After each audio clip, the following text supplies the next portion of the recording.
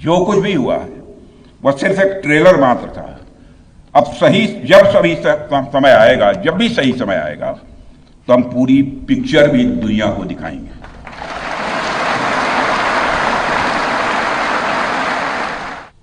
साथियों, ये आज आपके बीच में आया हूं तो आपका अभिनंदन करने के लिए आया। ऑपरेशन सिंदूर में सचमुच आप लोगों ने करिश्माई काम किया है। भारत का मस्तक सारी दुनिया में आपने ऊंचा किया है, इसलिए मैं आप सबके बीच आया हूं।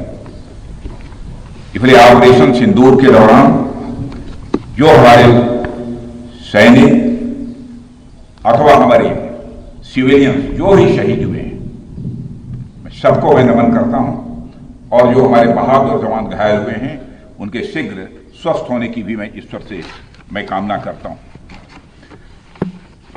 आप जानते हैं कि हमारे देश की मजबूत भुज में आप सबके बीच आकर मुझे स्वाभाविक रूप से गौरव की अनुभूति हो रही है। और यह भुज 1965 में पाकिस्तान के खिलाफ हमारी जीत का भी साक्षी रहा है, और यह भुज 1971 में पाकिस्तान के खिलाफ हमारी जीत का भी यह साक्षी रहा है। और आज एक बार फिर यह भुज पाकिस्तान के खिलाफ हमारी जीत का साक्षी बना है। इसकी मिट्टी में देशभक्त की खुशबू है, और यहाँ के जवानों में भारत की सुरक्षा का एक अडिग संकल्प भी है। मैं आप सभी एयर वॉरियर्स, समस्त आर्म्ड फोर्सेस और अपने बीएसएफ के सभी जाबाजों का यहाँ पुनः अभिनंदन करता हूँ।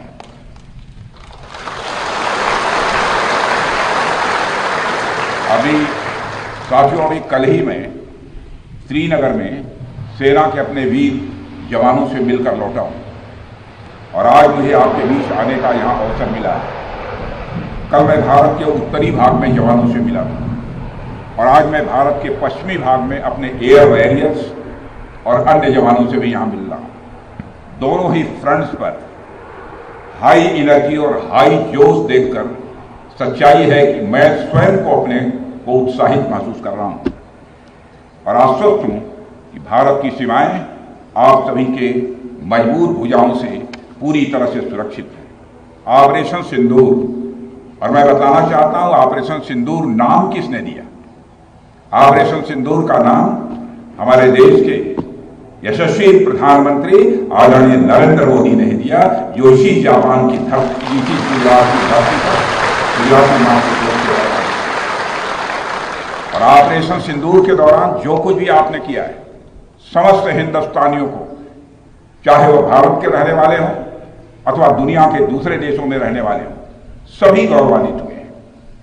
भारतीय वायुसेना के लिए सिर्फ 23 मिनट यह काफी थे पाकिस्तान की सरजमी पर पल रहे आतंक के अजगर को कुचलने के लिए, और वह आपने करके दिखाया।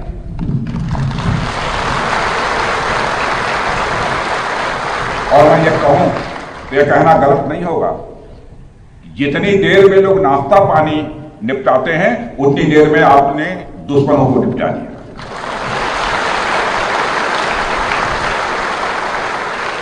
आपने दुश्मनों की जमीन पर जाकर आपने मिसाइलें गिराई है। उसकी गूंज केवल भारत की सीमाओं तक ही सीमित नहीं रही है, बल्कि सारी दुनिया ने सुना है मेरे दोस्तों, सारी दुनिया ने सुना। और वास्तव में वह गूंज सिर्फ मिसाइल्स की ही नहीं थी, वह गूंज थी आपके शौर्य की और भारत के सेना के जवानों के पराक्रम की।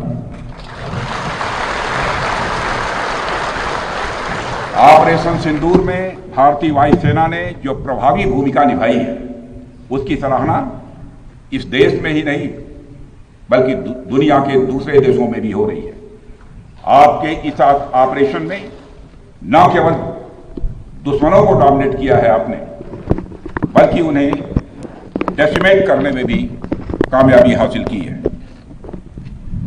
आतंकवाद के खिलाफ चलाए गए इस अभियान को नेतृत्व हमारी एयरफोर्स ने ही किया, और हमारी एयरफोर्स एक ऐसी स्काई फोर्स है जिसने अपने शौर्य, पराक्रम और प्रताप से आसमान की नई और बुलंद ऊंचाइयों को भी छू लिया है। मैं chief air marshal AP Singh को भी इसके लिए मैं बधाई देना चाहता हूं, उनके पूरे ऑफिसर्स, उनके पूरे टीम, उनके सारे जवानों को भी मैं बधाई देता हूं। और साथियों, कोई छोटी बात नहीं है कि हमारी एयरफोर्स की पहुंच पाकिस्तान के हर कोने तक है, और यह बात पूरी तरह से साबित हो चुकी है तो हमारी तीनों फोर्सेस की, लेकिन आज एयरबेस पर आए हूं इसलिए मैं इसकी चर्चा कर रहा हूं। और आज स्थिति यह है कि भारत के फाइटर प्लेन बिना सरहद पार किए ही यहीं से उनके हर कोने तक सीधा प्रहार करने में पूरी तरह से सक्षम है। और पूरी दुनिया ने देख लिया है कि कैसे आपने पाकिस्तान की धरती पर मौजूद आतंकवाद के 9 ठिकानों को ध्वस्त कर दिया। बाद में की गई कार्रवाई में उनके अनेक एयरबेस भी तबाह कर दी है। ऑपरेशन सिंदूर के दौरान इंडियन एयरफोर्स ने केवल पराक्रम ही नहीं दिखाया है, बल्कि पूरी दुनिया के सामने प्रमाण भी दिया है। प्रमाण इस बात का कि अब भारत की युद्ध नीति और टेक्नोलॉजी यानी तकनीक भी दोनों बदल चुकी है। आपने प्रधानमंत्री मोदी जी के नेतृत्व में नए भारत का संदेश पूरी दुनिया तक इस बार पहुंचा दिया है।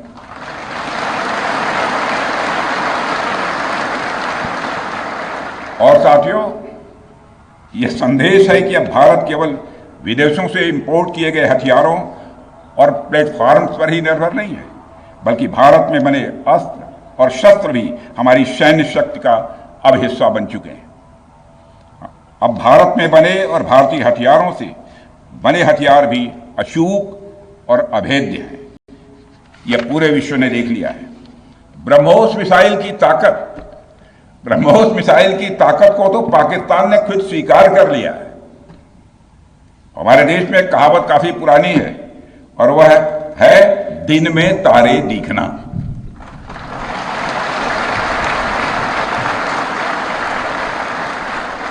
मगर भारत में बनी ब्रह्मोस मिसाइल ने पाकिस्तान को रात के अंधेरे में दिन का उजाला दिखा दिया है। रात के अंधेरे में दिन का उजाला दिखा दिया है। भारत के जिस एयर डिफेंस सिस्टम की तारीफ हर तरफ हो रही है, उसमें डीआरडीओ द्वारा बनाए गए आकाश और अन्य राडार सिस्टम की जबरदस्त भूमिका रही है। साथियों, कई स्थानों पर हमारे नागरिक दुश्मन के ड्रोन आते देख भाग नहीं रहे थे, बल्कि हमारे एयर डिफेंस सिस्टम के हाथों उनको मार गिराने की वीडियो बना रहे थे।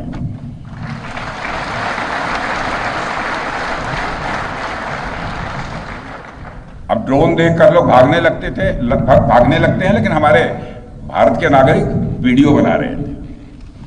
साथियों, आपने पाकिस्तान में मौजूद टेरर इंफ्रास्ट्रक्चर के खिलाफ प्रभावी कार्रवाई की है, मगर पाकिस्तान फिर से इस कोशिश में लग गया है कि ध्वस्त हुए आतंकी ढांचे को फिर से खड़ा किया जाए।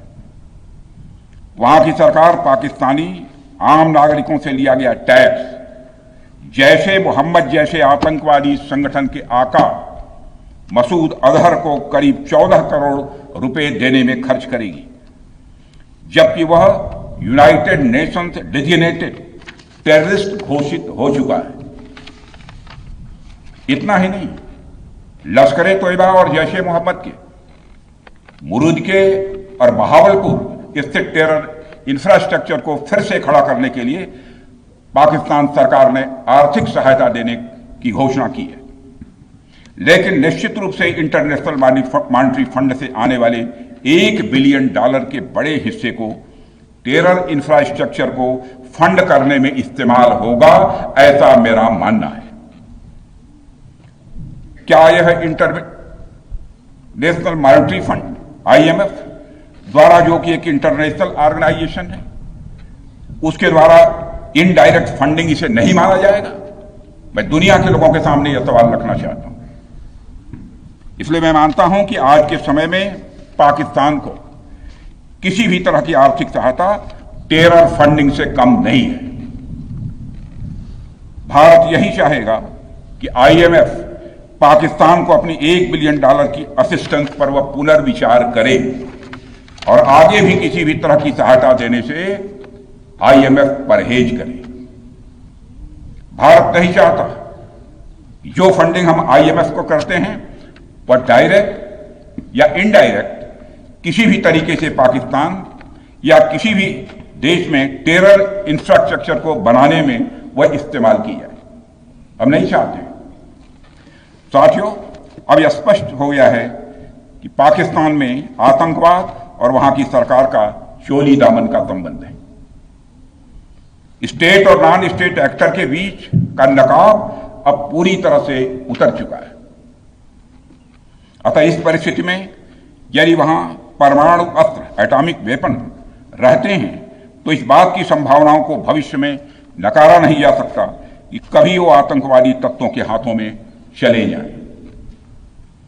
ये सिर्फ भारत के लिए नहीं बल्कि पूरी दुनिया के लिए और पाकिस्तान की आम जनता के लिए भी एक गंभीर खतरे की बात होगी। सारे विश्व और खासकर पाकिस्तान की आवाम को यह समझना होगा कि वो कितने बड़े खतरे के मुकाम पर बैठे हैं। वो एक ऐसे बारूद की ढेर पर बैठे हैं जिसके चारों तरफ माचिसों आपस में लड़ते हुए लोग हैं। इस हालात के लिए पाकिस्तान की फौज को संदेश देना चाहूंगा, कागज का है लिबास, कागज का है लिबास, चिरागों का शहर है, चलना संभल संभल के क्योंकि तुम नशे में हो।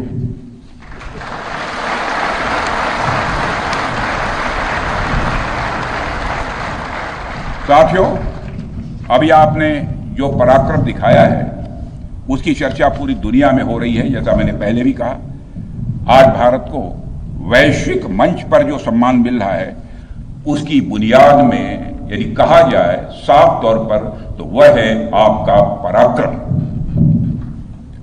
और यही कारण है कि भारत का बच्चा बच्चा आपको अपना आइडल मानता है, बच्चा बच्चा आपको अपना आदर्श मानता है। आपने पूरे देश को यकीन दिलाया है कि नया भारत अब सहन नहीं करता बल्कि वह पलटकर जवाब देता है।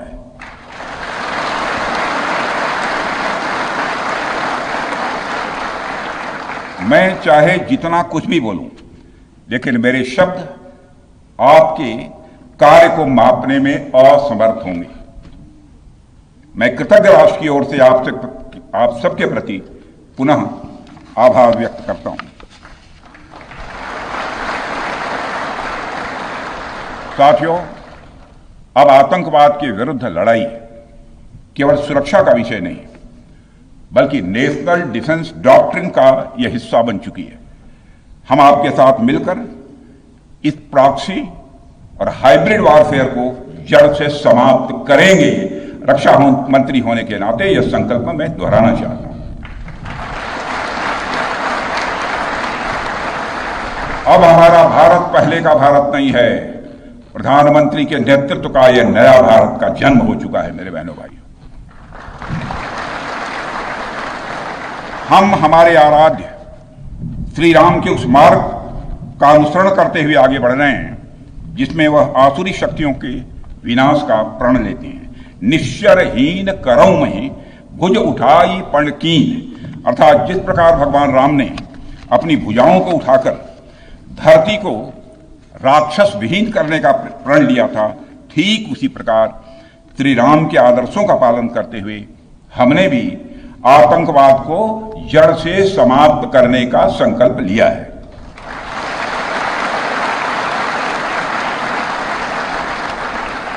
साथियों, प्रधानमंत्री मोदी जी के नेतृत्व में हमारी सरकार आने के बाद सैन्य मामलों को लेकर भारत की सोच और सामर्थ्य दोनों में अभूतपूर्व बदलाव आया है। हम भगवान राम के उस सिद्धांत का पालन करते हैं, सठ संग विनय कुटिल संग प्रीति, सहज कृपण संग सुंदर नीति, अर्थात दुष्ट के साथ विनम्रता, कुटिल के साथ सदाशयता और कंजूस के साथ उदारता का आचरण कभी भी नहीं करना चाहिए। मैं आप लोगों को भी बता रहा हूं, बल्कि सठे साठ्यम समाचरित या टिट फॉर टैट।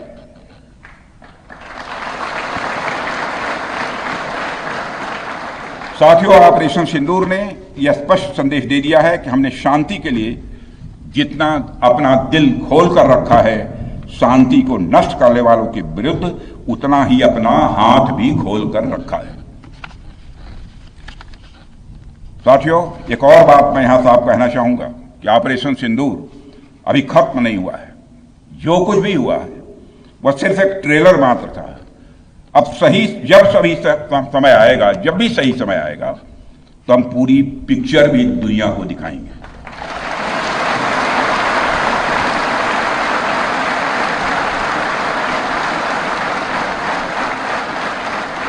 साथियों, आप सब तो जानते ही होंगे कि भारत में जब भी कोई उपद्रवी तत्व होता है जिसको लेकर यह आशंका रहती है कि यह भविष्य में कुछ उपद्रव कर सकता है, तो उसको मजिस्ट्रेट एवं पुलिस द्वारा गुड बिहेवियर के प्रोबेशन पर रखा जाता है। कोई गड़बड़ करता है तो उसको कुछ समय के लिए मजिस्ट्रेट गुड बिहेवियर के प्रोबेशन पर रखते हैं।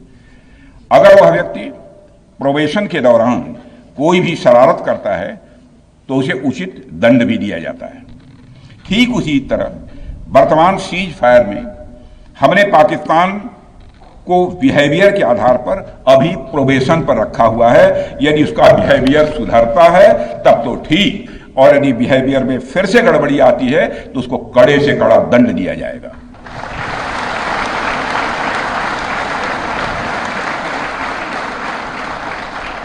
मैं फिर से इसे दोहराना चाहता हूं, अभी भारत ने पाकिस्तान को प्रोबेशन पर रखा है। वैसे भी माननीय प्रधानमंत्री ने हाल ही में एक बात बहुत साफ कही है कि आतंक प्रहार अब न्यू नॉर्मल है। यह न्यू इंडिया का न्यू नॉर्मल है। अब हमने साफ कर दिया है कि हमारी संप्रभुता को यदि कोई नुकसान पहुंचाएगा तो अब प्रहार भी झेलेगा। आतंकवाद का हम लाउडर और स्ट्रांगर जवाब देने के लिए तैयार हैं। साथियों, मैं जब देश के अलग अलग हिस्सों में जाता हूं तो एक बात हर जगह सुनने को मिलती है कि हमें हमारी सेनाओं पर गर्व है। और क्यों न हो, आप सबने अपने पराक्रम से, अपने शौर्य से पूरे देश के दिल में एक अपनी खास जगह बनाई है। लेकिन क्या सिर्फ गर्व और सम्मान ही काफी है? मेरा मानना है नहीं। साथियों, कुछ साल पहले हम दुनिया से हथियार खरीदते थे, आज हम खुद बना रहे हैं बहुत सारे हथियार। कुछ लेते भी हैं, artillery systems, radar systems, missile shields, drones और काउंटर ड्रोन्स जैसे साजो सामान आज हम भारत में ही मैन्युफैक्चर कर रहे हैं। हम इंपोर्टर से एक्सपोर्टर बन रहे हैं, और यह केवल शुरुआत भी है, केवल शुरुआत भर है। मैं आप सबको एक बार फिर ऑपरेशन सिंदूर की सफलता पर तहे दिल बधाई देता हूं। और मैं बस इतना कहूंगा कि आपके पराक्रम ने यह दिखा दिया है कि यह वो सिंदूर है, यह वो सिंदूर है जो श्रृंगार का नहीं बल्कि शौर्य का प्रतीक है। यह वह सिंदूर है जो सौंदर्य का नहीं बल्कि संकल्प का प्रतीक है। यह सिंदूर खतरे की वह लाल लकीर है, यह सिंदूर खतरे की वह लाल लकीर है जो भारत ने अब आतंकवाद के माथे पर खींच दी है। मैं इस अवसर पर साथियों आप सभी के साथ साथ देश की जनता का भी आभार प्रकट करता हूं। भारत की जनता ने एकजुटता और समझदारी का परिचय देते हुए आप सभी का, सरकार का, यानी पूरे देश का सहयोग किया है। इस लड़ाई में न केवल सरकार, आर्म्ड फोर्सेस और सुरक्षा सभी नागरिक एकजुट थे, और मैं कह सकता हूं कि भारत का हर नागरिक इसमें सिपाही की तरह भागीदार था। मैं देश की उन माताओं को भी प्रणाम करना चाहता हूं जिनकी कोख से आप जैसे बहादुरों ने जन्म लिया है।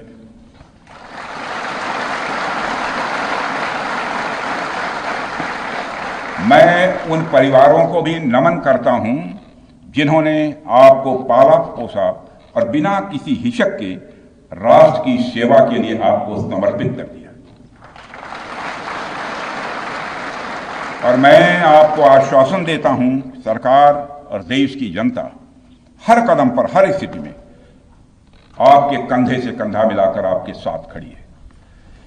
और मुझे पूरा विश्वास है कि आपके सहयोग से हम इस पूरे रीजन में आतंकवाद का समूल नाश करेंगे, ताकि कल को कोई भारत की संप्रभुता के खिलाफ आंख उठाने की हिमाकत न कर सके।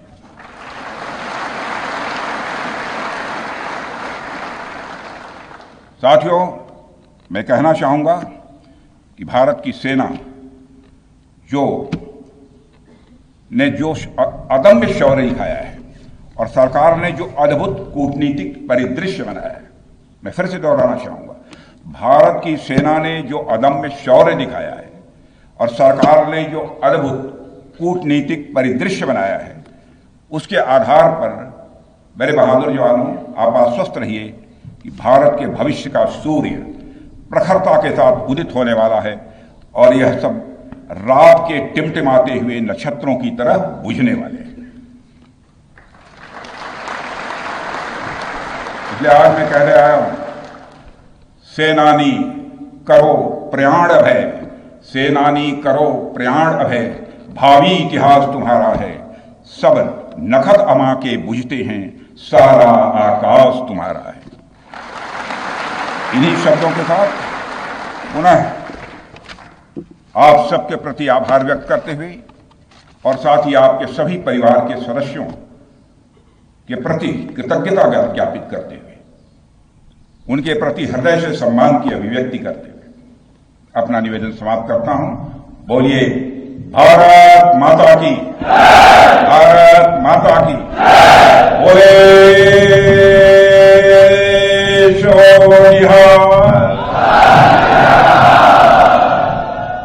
और बोले सो